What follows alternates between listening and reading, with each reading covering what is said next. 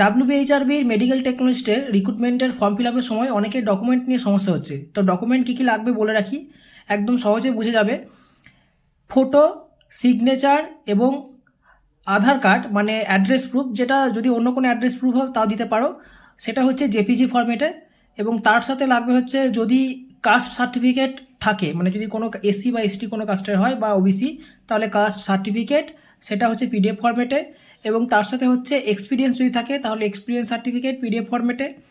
এবং main topic হচ্ছে যে মেন ভাইটাল জায়গা, বিএমএলটি বা ডিএমএলটি যেটাই হোক না কেন, সেটার যে সার্টিফিকেট সেটা হচ্ছে একসাথে একটা পিডিএফে দিতে হবে। মানে বিএমএলটি হলে তার 6টা সেমিস্টারের, মানে 3 ইয়ার যদি হয় তাহলে 6টা সেমিস্টারের টোটাল মার্কশিট পরপর দিতে হবে। এবং তার সাথে বিএমএলটি পাসিং সার্টিফিকেট এবং তার সাথে হচ্ছে ইন্টার্নশিপ সার্টিফিকেট, সেটা একসাথে একটা পিডিএফে।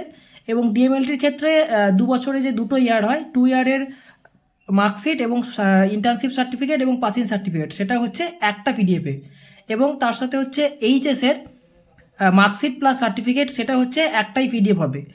আর মাধ্যমিকের অ্যাডমিট কার্ড সেটা হচ্ছে ডেট অফ বার্থ প্রুফ হিসাবে, ঠিক আছে, এজ প্রুফ হিসাবে মাধ্যমিকের অ্যাডমিট কার্ড, বা যদি বার্থ সার্টিফিকেট থাকে সেটাও দিতে পারো, কোনো অসুবিধা নেই। তো এই হচ্ছে ডকুমেন্টের লিস্ট। এইটুকু মনে রাখবে যে বিএমএলটি বা ডিএমএলটির ক্ষেত্রে সমস্ত মার্কশিট, ইন্টার্নশিপ সার্টিফিকেট এবং পাসিং সার্টিফিকেট সেটা একসাথে, এবং এইচএসের ক্ষেত্রে হচ্ছে তার মার্কশিট এবং যে সার্টিফিকেট রয়েছে সেটা হচ্ছে একটা পিডিএফে। তো আরও ইনফরমেশন পাওয়ার জন্য আমার ইউটিউব চ্যানেলটিকে সাবস্ক্রাইব করে নাও এবং আমার ফেসবুক প্রোফাইলটিকে ফলো করে রেখো। আর ডেসক্রিপশনে হোয়াটসঅ্যাপ গ্রুপের লিঙ্ক দেওয়া রয়েছে, সবাই জয়েন হয়ে যাও। ডাব্লিউবিএইচআরবি সম্বন্ধে সমস্ত আপডেট পেয়ে যাবে আমার ইউটিউব চ্যানেল বিএমএলটি এডুকেশন পয়েন্টে।